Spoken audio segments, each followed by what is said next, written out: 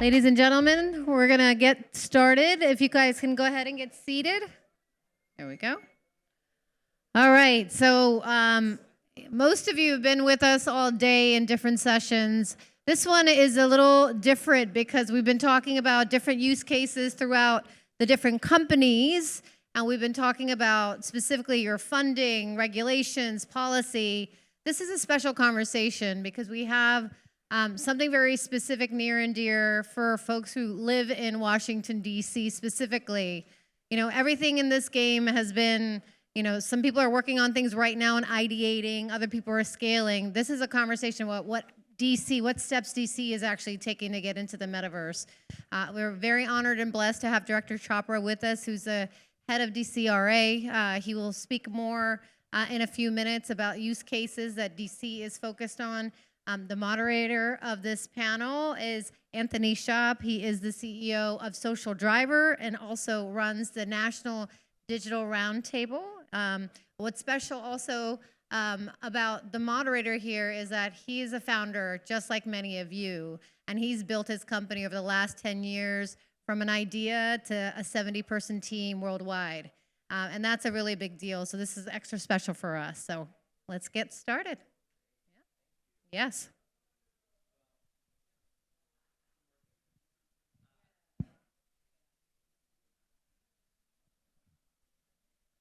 That helps. Okay. Thank you so much.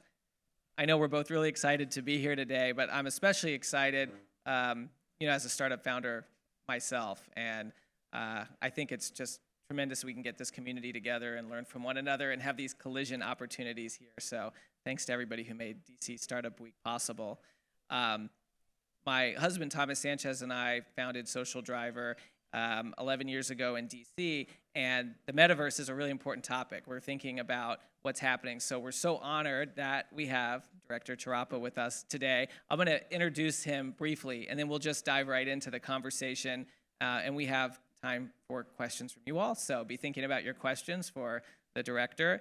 But for those of you who aren't familiar, Ernest Chrappah, he's the director of the Department of Consumer and Regulatory Affairs, also known as DCRA, and he served in several high-level positions in DC government, ranging from the Department of For-Hire Vehicles to the Child and Family Services Agency. And I think if there's a theme to that tenure that I was able to surmise, it's that it's probably applying technology to improve how government serves people and how government improves their lives. So today, it's really appropriate that we're going to talk about steps that DC is taking to enter the metaverse. So first, thank you so much for taking time to be here with us today. Thank you, Anthony, and welcome everyone. It's a pleasure to be here. And for the organizers of our DC Startup Week, this is a fantastic event. It's just so nice to be around creators, innovators, and people who are trying to build companies. And if there's anything that we can take away from this conversation, it is the idea that we can help each other. So leverage your resources and see Anthony and me as an extension of your network. So glad to be here. And I have a feeling you feel at home here. We were kind of talking about the energy out there that we felt coming in. I've heard you say that you are passionate about applying innovation to complex problems and striving to do things others perceive as impossible. And it sort of occurs to me that sounds like what we'd hear from a Silicon Valley tech entrepreneur, not necessarily a stereotypical government bureaucrat talking point there. So that's why I think you're at home here today, Director. So can you tell us, why are you so focused on technology and the work that you do in government? Yeah, that's a real good question. I mean, if I look at the agencies that I've run and the challenges that provided an opportunity to innovate, I see something very clear, and that is technology allows for the improvement of service delivery at scale.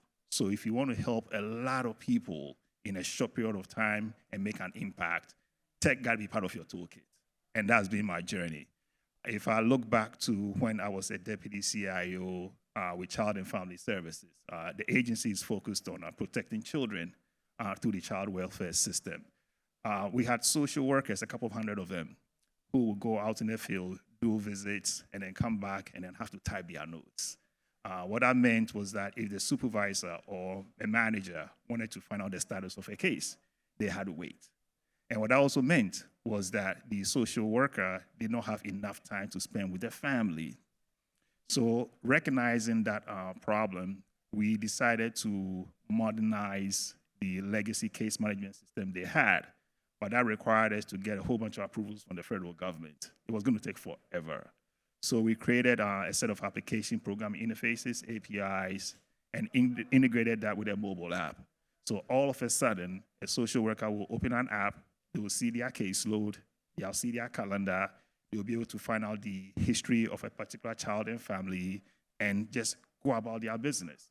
If they need to find out the optimal place to refuel their car, they just push a button and it gives them 10 by 10 direction. So these things may feel sort of like a given to us today. But years ago, that was a real big deal.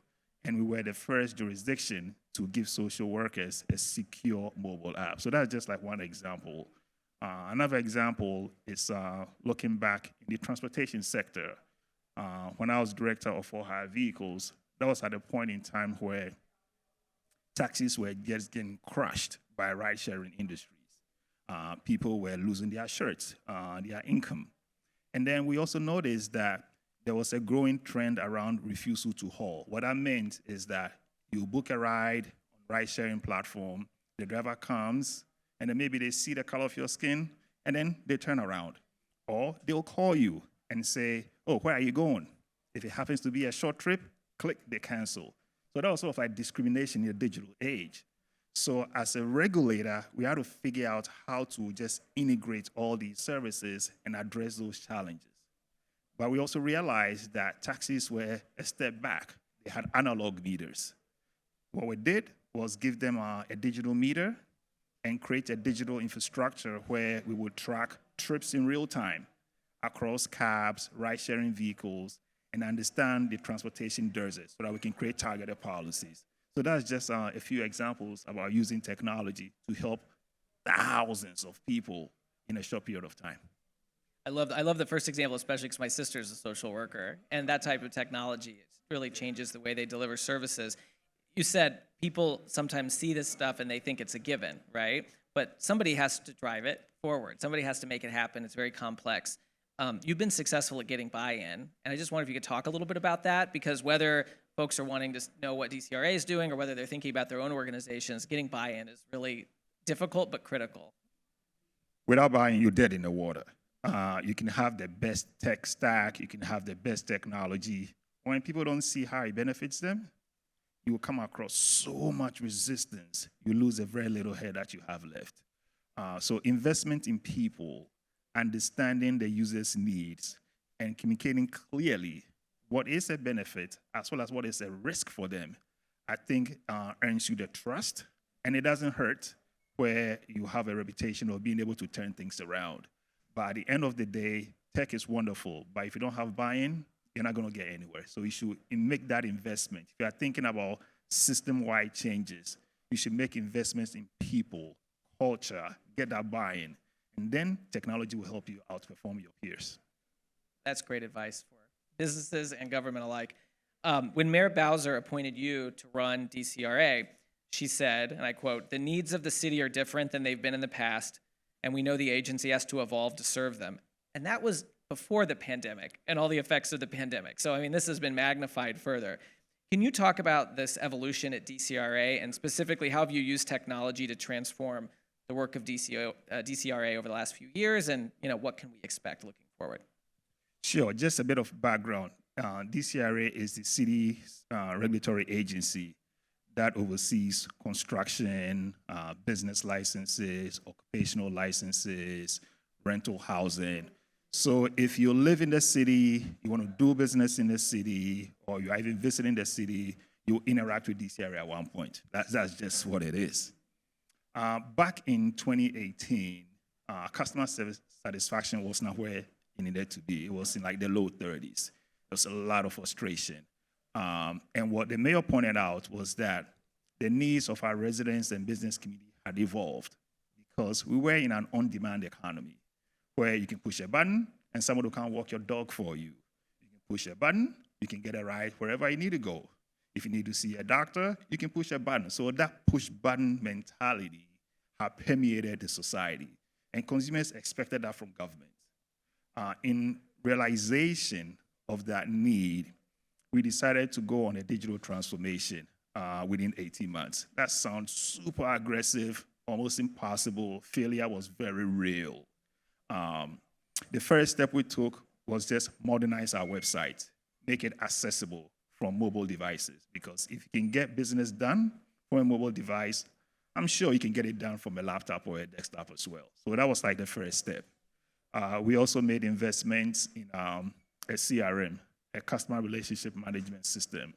And we made a commitment to our residents, business owners, that we will treat them like customers or somebody that we want to take out on a date, meaning we are investing in the relationship.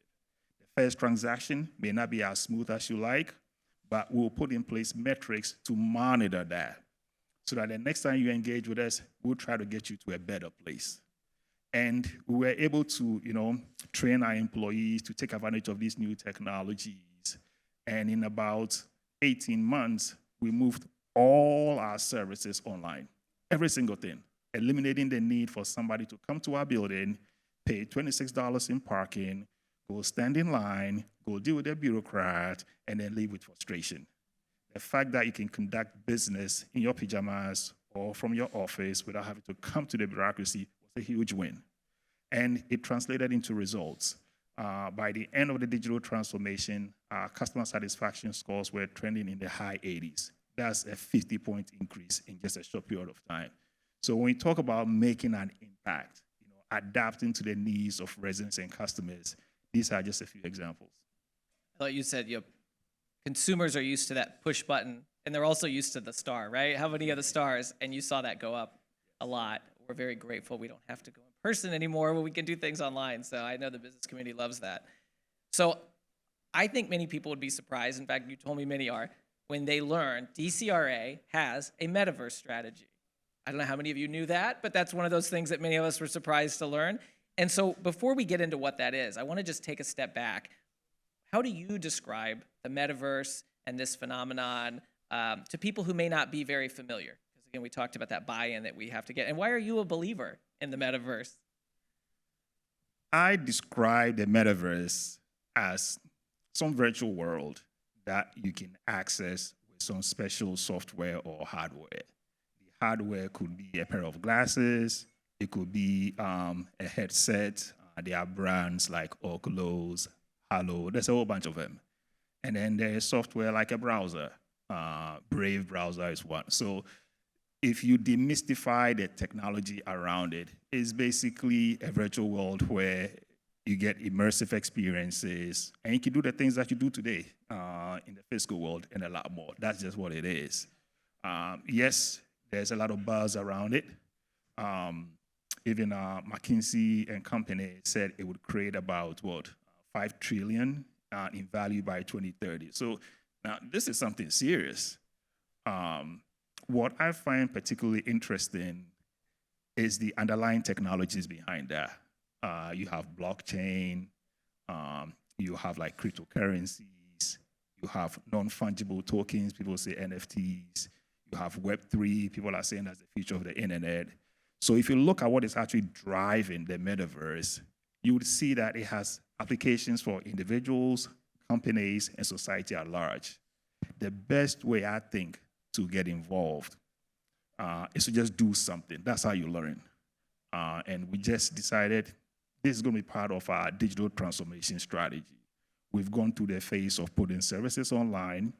We've gone through the phase of making services available by apps. We've gone through the phase of creating marketplaces that connects inspectors with property owners. The next logical step is to explore this metaverse and make it meaningful for our residents and our business owners. Like, let's work backwards. Rather than wait for somebody to shape it and say, adopt it, we'll try to play a critical role in shaping that future. To get into that, I was thinking about an interview I heard recently with Mark Zuckerberg, who's CEO of Meta. He talked about the company, they have a two-prong approach when it comes to the metaverse. So on one hand, they've partnered with Ray-Ban to create these glasses that are very lightweight, and They're fairly inexpensive. They are about the same weight as a normal pair of Ray-Bans. And you can use it to take pictures and videos, and they'll be introducing augmented reality, so you can layer some basic information over your vision. On the other end of the spectrum, we have the Quest devices, formerly Oculus Quest, now Meta Quest. The third edition's coming out soon. And this is this full immersive world that you can become part of, but it has much higher requirements. It's heavier, battery requirements are heavier, weight, obviously. So he talked about the importance of that two-prong approach. One is much more accessible right now, but limited, and then the other allows them to do a lot more, but obviously, this has a higher barrier to entry. So I wanted to know if we could hear a little bit about what are some of the initiatives that DCRA is pursuing in the metaverse. How are you entering the metaverse, and how do you put that strategy together? We're fortunate to be part of a group called Sharing Cities Alliance. It's an organization that looks at different cities, what they are doing, and a safe environment to share ideas, experiment, and fail. So we sort of like explore the landscape to see what other cities are doing and say, okay, what can we do in DC so that residents and business owners see the real aspect of the metaverse? Yeah, the hype is there, but what does it mean to them on a day-to-day basis? That led us to a few projects. The 3 projects we have ongoing, and I'll just talk about them briefly. One is around automating the permitting process. Every city you go, there's some permitting regime. Some love it, some hate it. People want it to be as fast.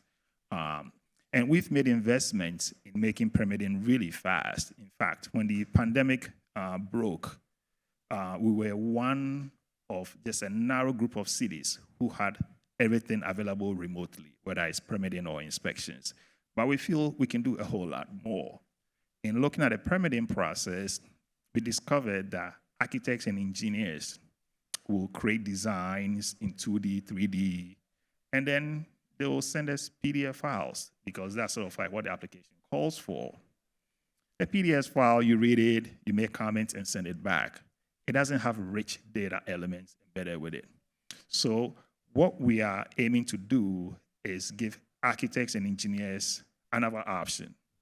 When you create those 3D designs and the drawings, send us the building information module file, like that native digital copy that has all your calculations, your assumptions, the diagrams, and then we'll have an algorithm run against that file to see if it's code compliant.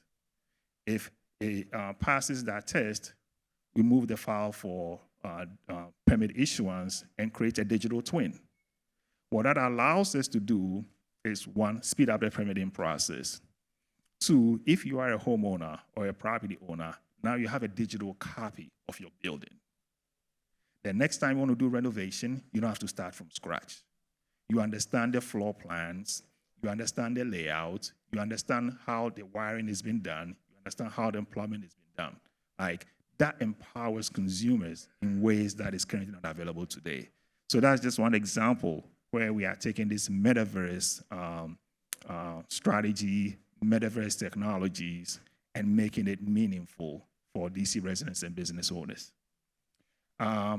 The second project is about decarbonization. Everybody's probably heard about climate change right now and the steps that cities have to take to reduce CO2 emissions. We have targets as a district government, and we know if you can regulate when the lights come on, when it goes off, when you turn on your air conditioning, you can manage energy consumption. So what we are looking to achieve is take the digital twin that will come out of the permitting process that I described previously, and then run energy simulation models so that now people can connect sensors to that system and automatically manage their energy consumption. Make it easy for people. So that's the second use case that we are exploring. And the third is a little bit more fun from a consumer standpoint. It wouldn't make that much noise if it actually happens. It will be very silent. Over the summer, we decided to beautify neighborhoods by creating art and murals and putting them on top of vacant buildings so that we can reduce blight. The next phase of the project is to empower the artists, give them technical assistance so that they can create a digital version of their art and put it on the blockchain and create non-fungible tokens out of it. Now, they can sell the tokens and make some money.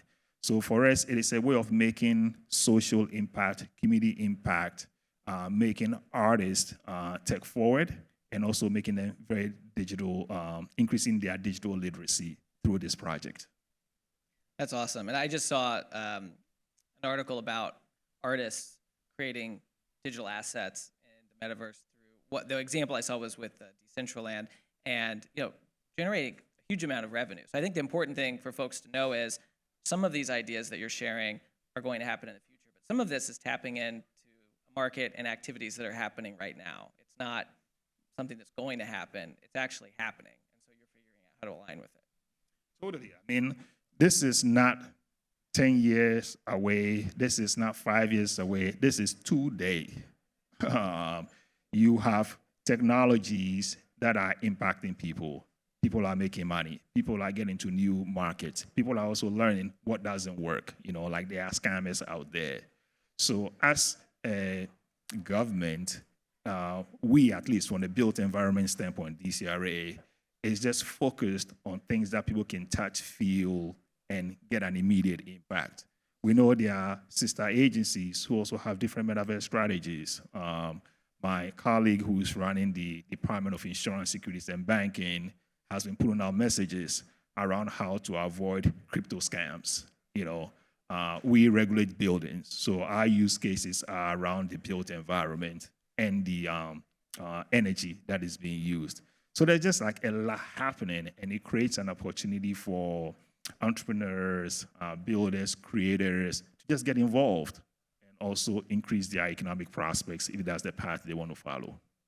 But I think everything you're doing creates some positive peer pressure with other departments in the district, other regional entities, even businesses, to say, DCRA is doing this. What are we doing with the metaverse? And like you said, with sometimes it's education about fraud, or et cetera, et cetera. So, in our time left, I'd love to turn to our audience and see what questions you have for Director. I can certainly ask more, but yes, you right here.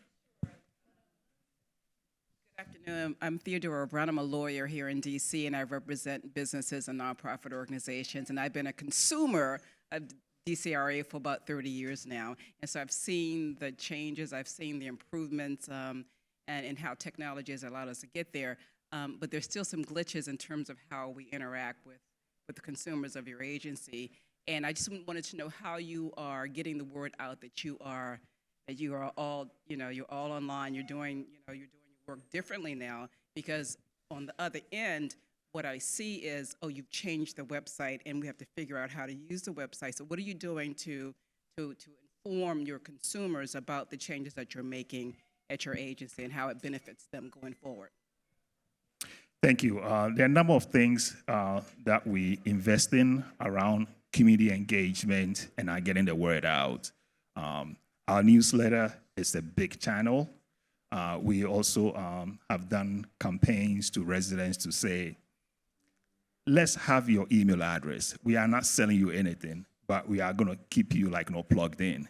And by the way, to interact with us, you will need an email address so that you can create single sign-on to have access to all our systems without having to remember multiple usernames and passwords. So that digital identity is crucial to managing the trust and the transactions. We've also invested in what we call account managers.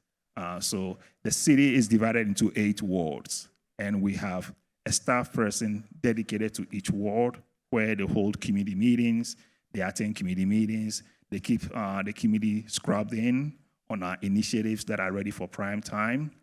And then we also have what I think is the secret sauce, really. When you have a transaction with the agency, you would get a survey, whether you like it or not, by phone or email.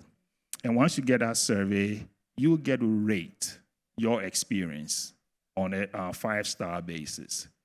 If the experience is less than 3 stars, it automatically triggers a follow-up where somebody will reach out to you or a manager will reach out to you and ask, hey, what could we have done better? And that has been the way we've been reinforcing a culture of continuous improvement. And it also allows us to hold our customers accountable because we know sometimes the customer is not right. However, our job is to build that relationship on trust. And there's also another element to it.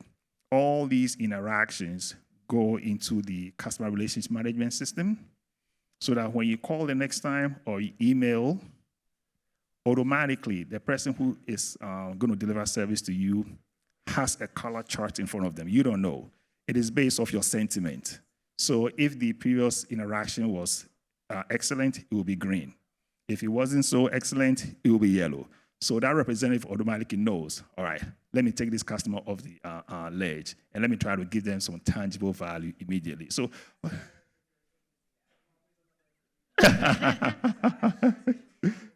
all right, so it's just really a fun way of ensuring that people know what's going on, they are dialed in, and we continue to deliver services. All right, let's do one more. I make it quick, and again, thank you for coming. My name is Mickey. I'm a founder of the VR company. And then you mentioned about 3 big ideas, right? And then my question is, my company is based on DC, and then how can we get involved with you? Because I know the government of the city could not do it alone, right? And how can like small business like us can get involved and be able to be the part of that? Awesome, it starts today. And that's one of the fantastic things about having a co-founder, an entrepreneur, DC Startup Week, Emmy here. Mayor Bowser has invested millions in supporting the entrepreneurial community and small businesses. And part of it is also as delivering services. So I have a couple of my staff members here. I'll give you my information and we'll talk. Let's figure out what you are doing, understand our use cases, and if there's something there, we pursue it. At the minimum, you will learn a little bit more about how the government even buys services, things that can be structured around partnerships, and how you get immediate value. That's the community, and that's the benefit of having events like this. So yes, we can connect after, and you have my information. It's that easy. Thanks for coming, first of all. And Anthony mentioned that the work that you're doing now may create positive motivation for other departments to also create their own strategy for the metaverse. What do you think we could do as far as education tech? So my company is an ed tech company, and we focus on coding literacy, educational. There's an educational gap with digital literacy throughout the world. But coding specifically is the foundation of all digital technology. So we focus on social good, what we can do in the metaverse to create social impact.